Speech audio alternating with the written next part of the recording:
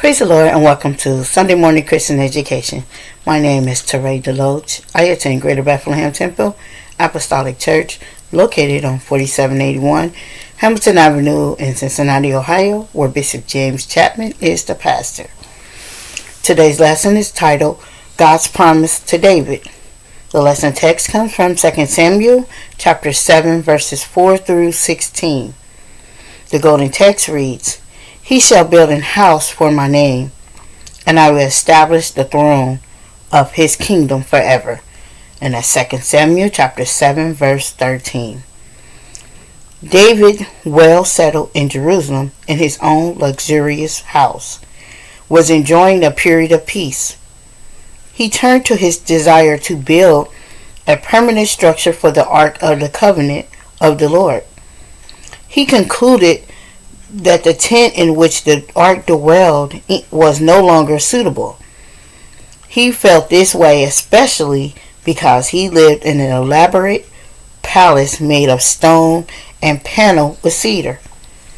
One day David communicated his desire to Nathan the prophet, who responded favorably. He assured David the Lord would be with him in his project. Nathan was soon to learn that the Lord had something different in mind for David. God would turn David's thoughts to a mighty son who would rule over an entire kingdom. That night the Lord revealed his special plan for David to Nathan. The prophets were sources through whom God revealed his will. He first countermanded Nathan's personal approval of the temple project. The Lord told Nathan that David's desire to build a permanent house for the Lord would be left for someone else to fulfill. The Lord had dwelt in a tent among his people since the Exodus to Egypt, moving from place to place. Consequently, there was no need for a temple to be constructed at this time. While the Lord did not need a house in which to dwell, the Ark of the Covenant was the symbol of God's presence among his people. David later told Solomon that the Lord had also told him that he would not build the temple because he was a man of war. As a warrior, he was involved in the bloodshed of hundreds. Instead of David building a house for the Lord told Nathan that he was going to build a house for David. God intended to build something more enduring for David than a material edifice. He promised David that his house, meaning the descendants, would increase and continue as the royal line of kings of Israel. David was assured of personal blessings and prosperity. The Lord reminded David how he had taken him from the sheep pastor to be a ruler over the people of Israel. The Lord was with David wherever he went, including engaging in enemies in battle. David saw his enemies disseminated before him, but these were the Lord's victories. Now the Lord had even greater things for David. He made several specific and solemn promises to David through Nathan. First, the Lord told David that he had made his name great as one of the great men in world history. Second, Israel would be planted securely and permanently in their own land. Her enemies would never afflict her once again once this promise was fulfilled. Third, the Lord would give David rest from all the enemies as king of Israel. The Lord would continue to fight David's battles, for David's enemies were the Lord's enemies. Fourth, the Lord would build a house for David. This would be a dynasty or royal house.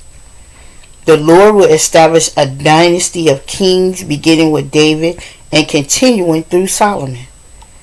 David's house would be like the royal house of Israel forever. Nathan also outlined several promises for David's prosperity. These promises make up the main features of the Davidic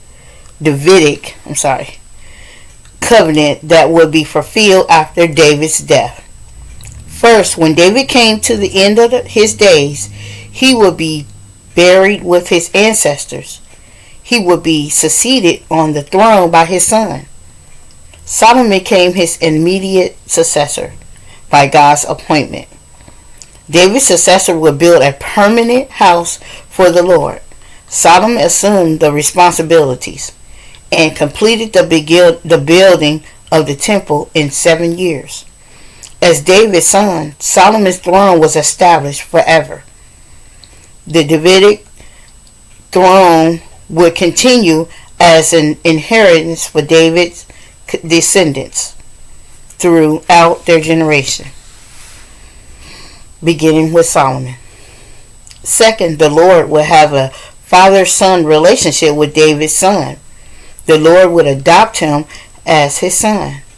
If he sinned, the Lord would correct him with fatherly discipline. The Lord would use men as the agents of his judgment. He would use the rod and the stripes of men. God used foreign nations such as Babylon to afflict and devastate Jerusalem because of the sins of David's sons. Third, David's house, kingdom, and throne will be established forever. The covenant is unconditional and eternal. There would always be a son of David who had the right to reign over the nation of Israel. The Davidic rule was interrupted when Judah was taken into captivity in Babylon in 586 BC, but the privilege to rule over Israel still belonged to David's dynasty. Though Israel did experience an interruption in her occupation of the Promised Land, the covenant guarantees a continuing right of kingship over Israel. The royal line of David continued to rule in Jerusalem for approximately 400 years until the destruction of Jerusalem and the exile in Babylon. David's dynasty lineage continued throughout the exile and afterwards to New Testament times, and the royal lineage of David eventually culminated in Jesus Christ. God promised that David's lineage of kings will one day be reestablished on the throne of Israel. With the coming of Jesus Christ, the ultimate descendant of David and the King of the Jews, arrived. Jesus was the long-awaited king of the Davidic line. He was also the promised Son of God. Jesus Christ was promised an eternal throne, house, and kingdom, exactly what the Lord promised David. The day will come when Jesus Christ will rule on the throne of David on Mount Zion. The things that God has us to do today prepare us for those things He has planned for tomorrow. David's shepherding days prepared him to be a shepherd of God's people. This does not mean that we must wait until tomorrow to be in the Lord's will.